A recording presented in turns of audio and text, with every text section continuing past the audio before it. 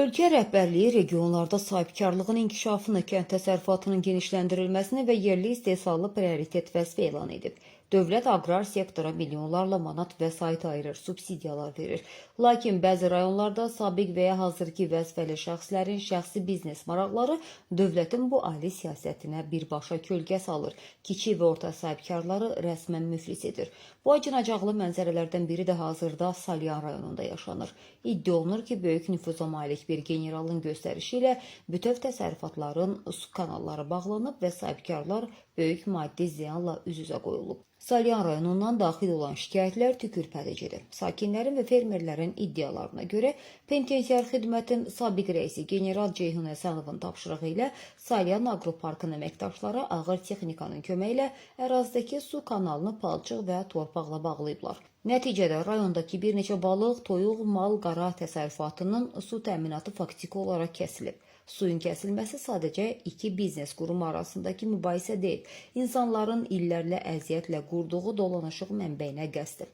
Canlıların susuzluqdan tələf olma təhlükəsi isə rayonda real ekoloji və iqtisadi böhran yaradır. Bu rəzalət fonunda ən düşündürücü məqam aidiyyatı qurumların dərin sükutudur. Dövlət qanunları qarşısında hamı bərabərdirsə, kim bir sahibkarın fəaliyyətini iflic etmək səlahiyyətini özündə görür? Vaxtilə yüksək vəzifə tutmuş şəxsin adından istifadə edərək digər təsərrüfatları su blokadasına almaq hansı məntiqə sığır? Və Salyan rayon icra hakimiyyətinin başçısı Rüstəm Xəlilov və kənd təsərrüfatı naziri Məcnun Məmmədov hara baxır? Onların rayon səviyyəsində yaşanan bu qanunsuzluqdan xəbəri yoxdur, yoxsa böyük adlar qarşısında səlahiyyət susur? Bir şəxsin və ya qrupumun maraqları naminə kənd təsərrüfatına vurulan bu zərbə bütövlükdə dövlət qurumlarına olan etimadı zədələyir. Salyanda sosial gərginliyin artmaması üçün hüquq mühafizə orqanları və aidiyyatı nazirlikləri məsələni dərhal nəzarətə götürmələrinə səsləyirik. Qeyd edək ki, səsləndirilən iddialarla bağlı, o cümlədən General Ceyhun Həsənovun və Salyan Aqropark rəhbərliyinin mövqeyi olarsa, işıqlandırmağa hazırıq. Aqropark bütün bu təsərrüfatların suyun qabağında belə gəlir. Palçıqla bağlayır. Bu da bizim təsərrüfatımızdır. Burada heyvanlar su içir. Bu təsərrüfata su lazımdır. Suya ehtiyac var. Yayın ən qızmar vaxtında bu suyun qabağını, bütün təsərrüfatçıların suyun qabağını bağlayırlar ki, bizə su getməlidir.